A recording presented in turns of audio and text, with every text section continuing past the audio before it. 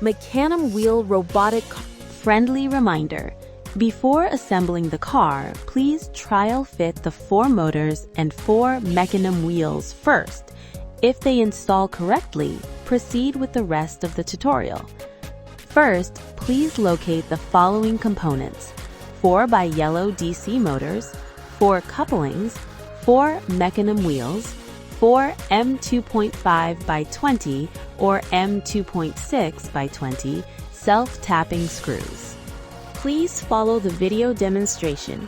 Install the white couplings onto the yellow DC motors, and please ensure the couplings are inserted all the way to the bottom.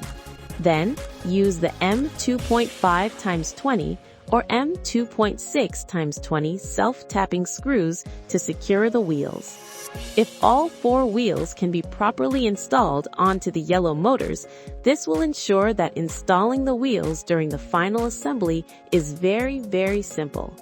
At this point, you can simply remove the wheels and then proceed to assemble the car following the steps shown in the tutorial.